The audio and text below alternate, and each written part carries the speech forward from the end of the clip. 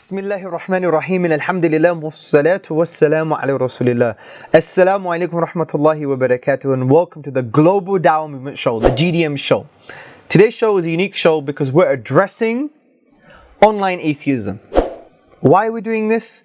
It's because there are so many videos, so many misrepresentations of our own arguments and other theistic arguments online, and we felt that we should basically pick one YouTube channel, for example, and expose it for what it is.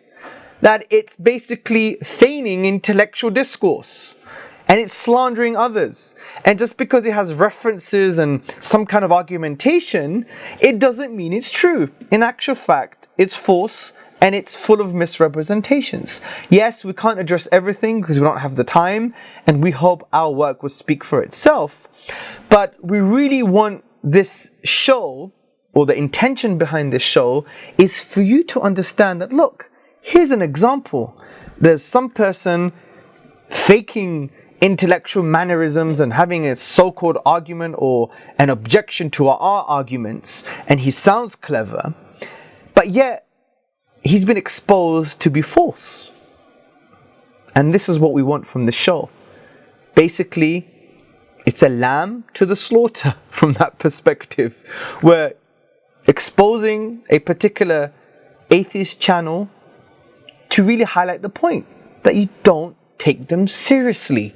You only take people seriously if they ask and they intend to learn. You only take people seriously if they don't slander. You only take people seriously if they want to have dialogue. Because this YouTube channel and this person in particular that we're going to be talking about actually has not contacted myself privately or personally via email or Facebook or other social media. And I'm quite accessible and hopefully quite approachable.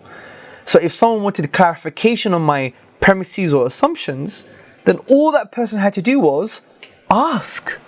Just like the Prophet Muhammad sallallahu alaihi wasallam, upon whom be peace, said, the cure to ignorance is to ask and learn. If you don't ask and learn, you're going to stay in a state of ignorance. So, I've written some notes here, so I do apologize that if this show doesn't have the same flow, but please bear with me.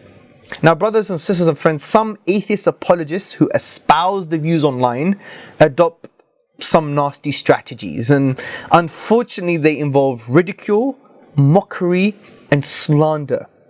Just go on YouTube or Facebook and search for atheist or atheism or God, and eventually you find a whole host of posts and videos that use vulgar language, disdain, sarcasm, derision, and jeering.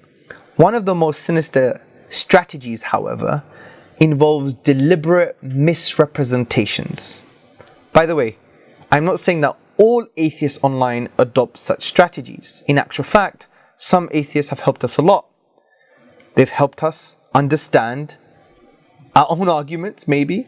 They have helped us understand where we've gone slightly wrong and where we need to improve. And I think we've done this. If you look at our history, considering the work that we've done online and offline, you will see that, inshallah, God willing, we've been sincere enough to basically change our arguments and continuously improve. But that has only happened if those atheists contacted us directly. They emailed us, or they sent us a comment, or whatever the case may be, and we've had this dialogue and interaction. That's the profound point. Anyway, brothers and sisters and friends, let me just highlight what we want to highlight now. Now, there is a certain YouTube channel called Essence of Thought, which is run by someone called Peter. I believe his second name is Thurston, Peter Thurston. And I want to use this YouTube channel as an example to show that you shouldn't take online atheists seriously, because many of them, what they do is they misrepresent our arguments and actually slander and actually don't have the right type of ethic, especially when it involves dialogue and discussion. Now, as I said, Essence of Thought is run by Peter Thurston, and his YouTube channel is focused on dealing with theistic and religious arguments. So, let's move on. The main point here is I want to highlight that he's called me a liar here because I explained that the academic Dr. Arif Ahmed got his probabilities in a twist. He's got his probabilities all wrong by conflating epistemic probability with mathematical probability. Watch the video. Okay, in a nutshell, what they're saying is this, is that you're saying that it's highly likely that there must be a designer for the universe based upon the constants and the laws in the universe. But you can't claim likelihood because they're assuming it's a mathematical likelihood, a mathematical probability.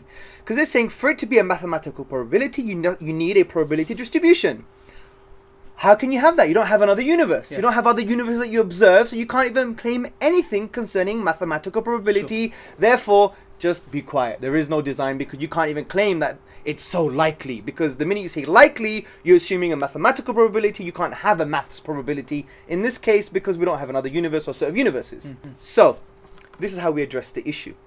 Dr. Arif Ahmed, not just him but many others who he's taken this argument from, has conflated mathematical probability with epistemic probability. I know that's a big term. Big words. Can you explain both of those? So, we know what mathematical probability is. Epistemic probability is basically what you would say.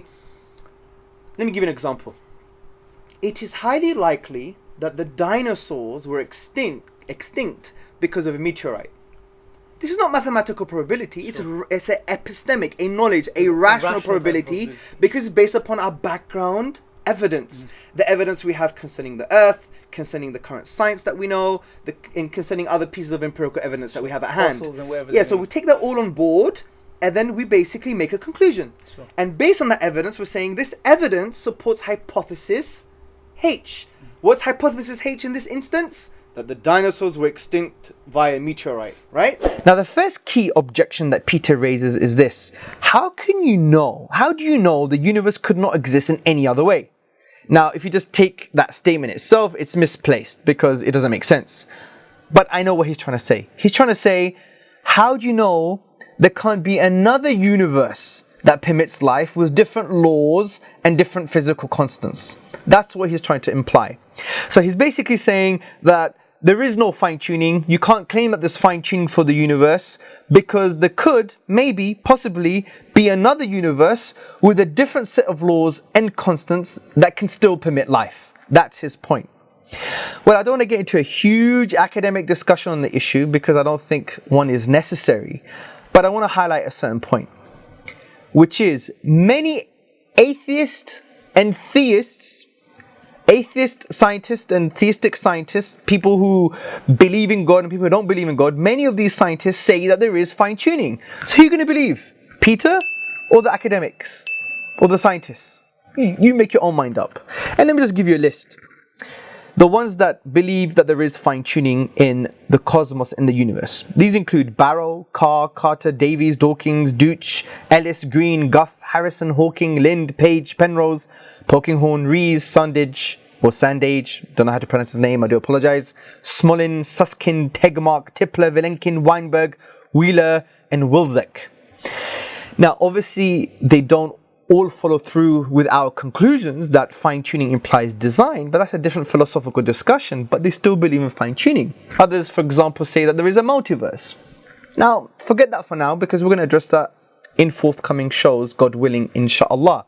But the main point here is there are academics, scientists, theists, they adopt a theistic position, atheists, they adopt an atheistic position, and they claim that there is fine-tuning of the laws and the physical constants. That's it. So there is fine-tuning. Now, Peter, on the other hand, would like to believe there is no fine-tuning. But you take your pick. Peter or all of these academics. Now, you may claim this is an argument from authority. Well, not all arguments from authority are false, because as Dr. Elizabeth Fricker, the epistemologist, she says, given my limitations of parametric, I can't know everything. I have to rely on an authority, for example. But I want to give you an example just to highlight that this is not just based on just authority alone.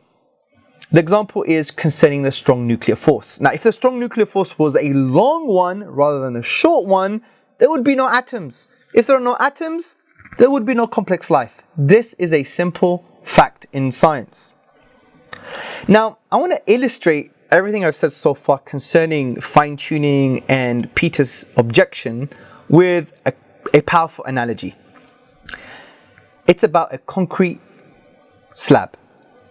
It takes around 670 pounds to break a concrete slab. However, according to Peter, 1 pound can break a concrete slab. It could be possible that 1 pound can break a concrete slab. Now, say I have only experienced a concrete slab breaking at 670 pounds. Does it mean it's unreasonable for me to believe that it will not break at 1 pound or even at 60 pounds? Do I have to experience all possible weights on a concrete slab before making that valid assumption? I think you get what I'm trying to say here. Now, given this data, and I'm going to mention more data later, why would Peter expect a life-permitting universe with a different set of laws and constants? Come on, man. Sorry for the colloquialisms. It denies what we currently know about these laws and constants, and frankly is an argument for ignorance. What's the ignorance? It is the ignorance of another life-permitting universe with different laws and constants. However, we have knowledge that this universe permits our existence, permits life, under the current laws and under the current physical constants that we have been discussing and we're going to discuss. And if they were different, as scientists argue, there wouldn't be a universe that permits life. So the onus of proof is on Peter to show that under different laws and constants, there could be life. Just like with our previous example, he would have to prove that you can break a concrete slab with 1 pound of pressure or 60 pounds of pressure. The onus of proof is on Peter. Now, Peter's main point here is that he accuses me of lying because when I say that there is epistemic probability, I use it as some kind of veil to hide the kind of mathematical probability of the fine-tuning of the laws and constants of the universe. I'm sorry, but Peter, and by the way, my father's name is Peter, so I love that name, right? Peter is fundamentally wrong. But I will not stoop so low and call him a liar. I'm going to give him the benefit of the doubt. He assumes, brothers and sisters and friends, that the fine-tuning argument I adopt is based on a mathematical probability. His assumption is blatantly false. And if he emailed me or called the office or sent me messages on Facebook and Twitter, I would have responded. So there you go. Dialogue and discussion, Peter. So my recent online seminars, which are available online, use non-mathematical conceptions of fine-tuning. Let's educate Peter and educate ourselves. Now, there must have been exactly the right set of laws for life to exist. If these laws were different or even slightly changed, there would be no life.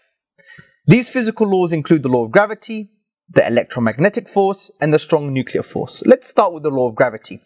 Now, gravity, as you know, is the force of attraction between masses. Okay, so gravity is the force of attraction between masses. If there was no gravity, there would be no stars, and there would be no planets. And therefore, there would be no life, because there would be no sustainable source of energy to facilitate life. And that's a decent, rational assumption to make. You need some form of solar energy to have any type of life, whether it's carbon or non-carbon life. Let's take the electromagnetic force into consideration. It's a unique force that affects everything with the universe. Some of its abilities include attracting and repelling charges. It's also responsible for giving things strength, shape, and hardness. Now, if there was no electromagnetic force, let's summarize it, EMF, there would be no atoms because there would be nothing to keep the electrons in orbit. If there were no atoms, there would be no life. Now, without the EMF, there wouldn't be anything to attract charges as well, which is responsible for chemical bonding. And without chemical bonding, you're not going to have any life. So from this perspective, you need the right set of laws in order to have a universe that permits our existence. Now let's move on to the physical constants. If any of these physical constants were different or even slightly changed, there would be no life. Let's take the gravitational constant as an example. Now the gravitational constant determines the strength of gravity between masses. Now, Professor Robin Collins, the academic, he argues that if the gravitational constant was increased by a relatively small part, and he states, even single-celled organisms would be crushed, and only planets less than around 100 feet in diameter can sustain life with our brain size. Such planets, however, could not contain an ecosystem to support life of our level of intelligence. So, everything we've just mentioned so far is not based on mathematical probability. It's based on epistemic probability. Now, what is mathematical probability? In a nutshell, mathematical probability is the number of ways event A can occur divided by the total number of possible outcomes. And none of the examples we just mentioned involves this type of probability. What we're saying is that if event A were different, there would be no life. There is a difference. So the fine-tuning of the physical laws and constants in the universe that I adopt, and many other academics adopt, not that I'm claiming to be an academic, of course, is not based on a mathematical type of probability. It's based on epistemic probability, as I discussed in the previous show. Now, Professor Robin Collins explains this quite well. He says, since some of the probabilities in the aforementioned examples involve singular, non-repeatable states of affairs, they are not based on statistical probabilities, nor arguably are the non-epistemic probabilities. This is especially evident for the probabilities involved in the confirmation of atomic theory, since some of them involve claims about probabilities conditioned on the underlying structure and laws of the universe being different, e.g., for example, atoms not existing. As we said, you don't have any atoms, you won't have any life. So I hope we made the point quite clear that Essence of Thought, it's an interesting channel, feigns this intellectual mannerism and sometimes, frankly, rudeness, and tries to maybe, I don't know, be a form of a type of intellectual reincarnation of Hitchens, for example. It's not going to work. It doesn't work. And you're preaching to the converted, and we get many emails and comments that actually say that, you know, what you're doing is not right. You should just email us because we don't want to do these videos anymore. It's a waste of time just to expose the assumptions, your assumptions, or your assumptions about our assumptions. I don't want to do this. We need to move on in our dialogue and discussion. Send me an email, send us an email, Facebook us, go on social media. You've probably done it before with others. I can't claim that, you know, you've tried your best and no one's responded to you. Maybe you have tried your best. I'm giving you the benefit of the doubt. But I'm telling you, email me and we can have a discussion. I could show to you that actually your assumptions about my assumptions concerning fine-tuning was absolutely wrong, as we discussed. And I hope we've highlighted the point to the wider audience that basically just don't take these type of atheist apologists seriously. Slander, derision, calling people liars, you know, having false assumptions about people's valid assumptions. This is absolutely false. And that's why I think we should follow more of a humanistic, and I would even argue an Islamic ethic, which is just be nice and ask and learn. And yes, we've not been nice in the past, but we want to be nice. And that's a warm call to everybody, to all the online atheist apologists. Discuss with us. Because via discussion, we're going to basically connect in a far more greater way, and we'll improve our arguments. And we've shown through history we're willing to do that and change. There's no point just to basically reinforce crazy stereotypes about theists and atheists. Even in our courses we teach, don't talk to your judgment about a person, but talk to the person themselves. So from this perspective, I would argue that not only you, Peter, but everybody else should pick up the Quran and engage in something called tadabbur. Tadabbur is what you call ponder, reflect, be deep. Look at a particular verse when it concerns the alternation of the night and day, or when it points you towards empirical and non-empirical realities, and sit back, turn off your laptop, divorce your previous assumptions about religion and theism and divine books, and just reflect. And hopefully, I believe if someone is sincere, through this reflection, God will unlock their heart. As God says in the Quran, have they not pondered upon the Quran, or are there locks on their hearts? So if you ponder on this book, then maybe God will unlock your heart to receive His guidance and mercy. And that's what we want for everybody. So be nice, email us, call us at the office, or whatever you want. And I really hope we've made the point really clear. Engage, discuss, don't trust atheist apologists online if they use these crazy strategies of misrepresentation. And if I've sincerely misrepresented you, I do apologize, and we're willing to rectify anything we've done that's wrong, just like we've done in the past. Peace.